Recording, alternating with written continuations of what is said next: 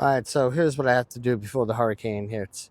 Right here is where the winch is going to go in these 4 lovely holes. The winch goes here and it pulls up the 300-pound. There's your winch right there. Pulls up the 300-pound generator and nestles it right here. This is another backup generator. This is the battery pack, complete with charger, trickle charger. So this 12 volts will power with the remote control this guy, and this guy bolts right down. So I can get the generator on and off if I ever have to do anything to it. And the other generator is going here. And then this guy will probably go in the upper deck of the yacht just as an ultimate backup.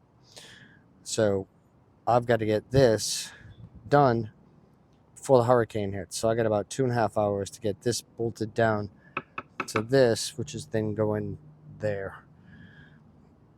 So work cut out for me. Joe did it again. As you can see, he built a ramp for this heavy generator that we want to keep off the ground because our last storm surge totally went as high as that table. So what we did, instead of using our muscles, which are so strong, we got a winch to help us pull it up this ramp that Joe built from scratch onto this table. So as you can see, it's high enough off the ground. So when we get potentially this hurricane surge that's coming, we're safe. Our generator is safe. Hit the forward button on that. It's the new winch. All right, so this is the result of the winch. Pulled it right up my ramp that I made.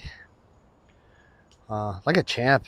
I mean, it is rated for 5,500 pounds, but I was surprised I got the wiring right first time out. It's just a little controller. It's just forward, backwards. It does have a tension release on it. So once there's no tension on it, you can just turn that and manually just spin up the cable rather than slowly letting it go. Especially that's helpful to release it and pull out and get to your destination, be it around a generator or anything. It's got a 50-foot braided steel cord, so that's not going to snap, although there are safety precautions you take, like if it's like a long span, you put a safety blanket over it in case it snaps and it doesn't take someone's face off. But this is nice. We got 2 12-volt batteries in here, trickle charger. This has to be glued shut, and this is the controller that unscrews. This hole gets cut right in here, and this is the only thing, and it's got a little weatherized cap. So this stays outside trickle charging. This controller comes inside out of the salt water, and this winch can take water, although I'm going to build a nice little cap just like what this has. I'll find one that'll fit that and protect that against the awful rain that we get constantly down here. But anyway, this whole project was done because we got that.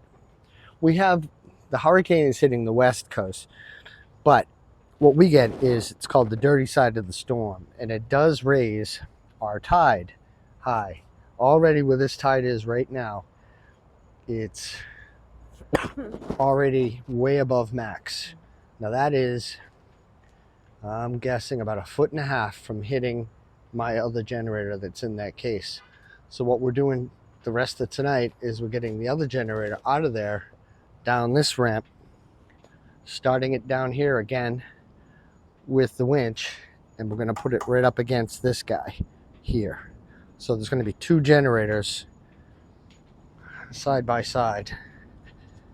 This one will be all the way back.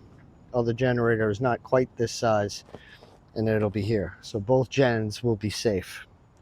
Not ideal, but that's what you have to do to make sure they don't get flooded. Okay, and well done, you have it. There's the winch, there's the 300-pound generator, its propane tank, the 4400, that's gas, all on